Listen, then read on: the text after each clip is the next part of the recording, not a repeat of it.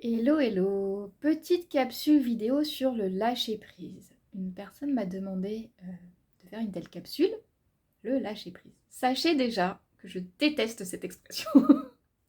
Le lâcher-prise, pour moi, ne veut rien dire. Dans le sens où souvent on nous dit « lâche prise, arrête de te poser des questions ». Non mais en fait t'es pas dans ma tête, tu sais pas comment ça se passe, ça se déroule tout seul tout le temps, c'est pas possible de faire ça. Donc c'est pour ça que le lâcher prise, chez moi, il crée une espèce de tension. Mais du coup, je vais vous donner ma définition du lâcher prise. Pour moi, le lâcher prise, on va dire, est l'inverse de l'hypercontrôle. Et quand il y a de l'hypercontrôle, généralement, c'est qu'il y a de la peur derrière.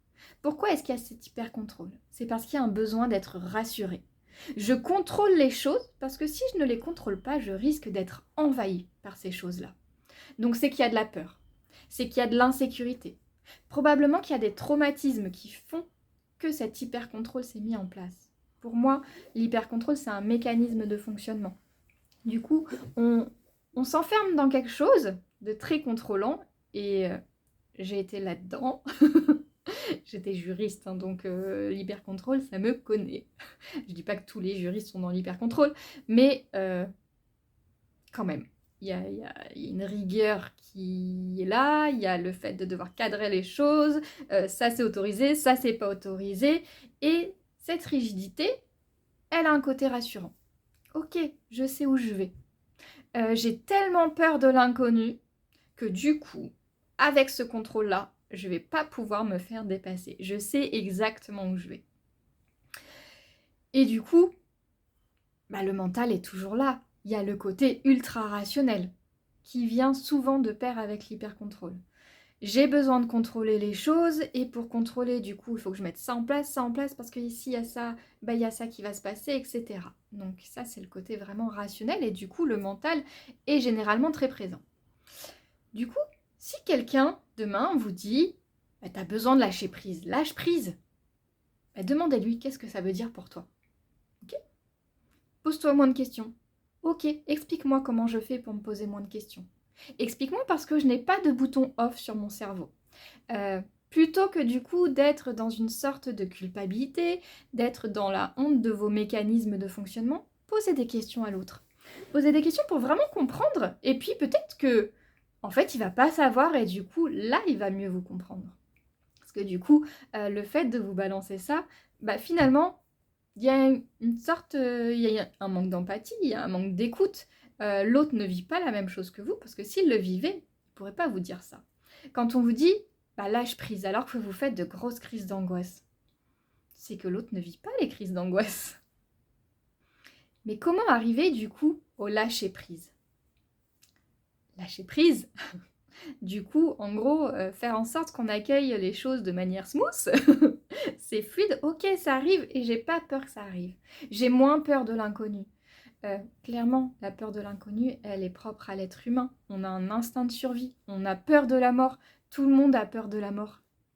Ok, il y a peut-être 0,1% de personnes qui n'ont pas peur de la mort. En tout cas, l'être humain, il a peur de la souffrance. Et il y en a qui se disent, bah non, moi j'ai pas peur de la mort, j'ai plutôt peur de la souffrance. Peut-être que vous ne l'avez pas vécu de près, mais généralement, l'être humain a quand même peur de mourir puisque on ne sait pas ce qui se passe vraiment après. On a des idées, on a des croyances, mais on ne l'a pas vécu à proprement parler. Ce qui fait que, finalement, la plus grosse peur de l'homme, c'est de se retrouver dans cet inconnu. Je vais mourir, qu'est-ce qu'il y aura après? Je vais laisser mes enfants, je vais laisser mes proches, etc. Bah oui, ça fait peur. Et du coup, c'est pour ça, souvent, que le contrôle se met en place. Le contrôle, et quand du coup il y a vraiment une insécurité profonde, des traumatismes profonds, une peur profonde de l'inconnu, ça va être du coup un hyper contrôle qui va faire qu'on s'enferme un petit peu dans une rigidité et dans un mental qui va être ultra puissant.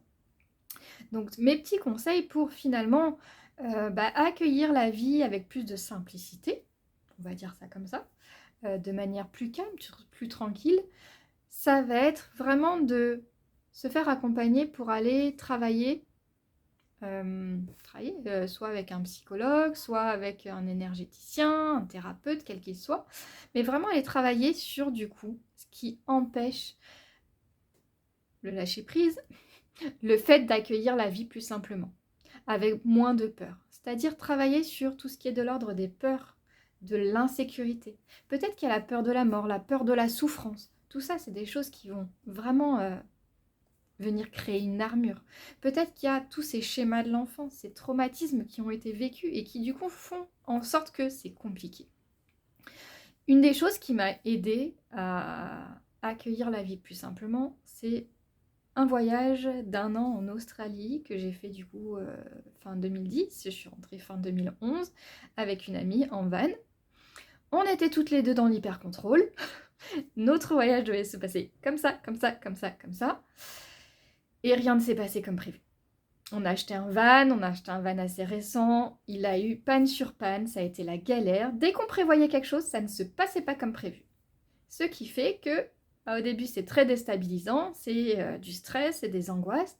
Et puis, à un moment donné, on a appris à un petit peu lâcher ce stress et à se dire « Ok, ça se passe pas comme prévu. Eh ben, on va vivre le jour et on verra bien comment ça se passe. » Donc ça a été un moyen, par exemple, pour moi, d'accueillir un petit peu plus les imprévus de la vie. Finalement, j'ai appris à faire face aux imprévus de la vie et à m'adapter sans ce stress permanent, sans ces angoisses-là. Et il y a d'autres moyens. La désengrammation cellulaire, le pendule, m'a énormément aidé aussi à lâcher les barrières, à travailler sur ma rigidité, à travailler sur mon besoin de contrôle, à travailler sur mes peurs, sur mon anxiété, sur mes angoisses, pour faire en sorte qu'aujourd'hui je me dise « Ok, il y a un imprévu, de toute façon, j'ai la croyance que je retombe toujours sur mes pattes. Cette croyance, elle est bénéfique pour moi. Je retombe toujours sur mes pieds quoi qu'il arrive. J'ai également la croyance qu'il y a toujours une ou plusieurs solutions. Il y en a des plus ou moins bien, mais j'ai cette croyance profonde qu'il y a toujours une ou plusieurs solutions. Donc je vais regarder quelle solution il y a à cette difficulté. Et puis je vais aller appliquer celle qui me convient le mieux. Et je vais aller libérer avec mon pendule, mon stress, mes angoisses, etc. Voilà, donc le terme de lâcher prise, cette expression-là, c'est pas une expression que j'aime beaucoup parce que généralement, en tout cas moi c'est comme ça que je l'ai vécu, c'est quelque chose qui est balancé à tout va. Ok, lâche prise, fais ci, lâche prise, ok mais je sais pas faire. Donc prenez-le différemment et dites-vous, ok, comment je peux accepter la vie avec davantage de fluidité? Comment est-ce que je peux davantage faire face aux imprévus de la vie sans me mettre dans un état d'angoisse, de panique ou de stress? Comment je peux faire pour aller vraiment un petit peu lâcher ces peurs de l'inconnu, ces peurs du changement, ces peurs de la souffrance aussi, de la séparation. Et du coup, c'est ça. Comment je vais accueillir la vie, ces imprévus, de manière plus fluide, plus sereine et plus sécuritaire pour moi. Et je vous jure qu'il y a des solutions. Vous pouvez y réfléchir. Encore une fois, c'est une nouvelle vision de la vie, une nouvelle façon de voir les choses. Mais ça aussi, c'est possible puisque j'ai réussi. Donc là encore, c'est un petit message d'espoir. J'espère que cette capsule vidéo vous a plu. N'hésitez pas à laisser un commentaire et je vous dis à bientôt.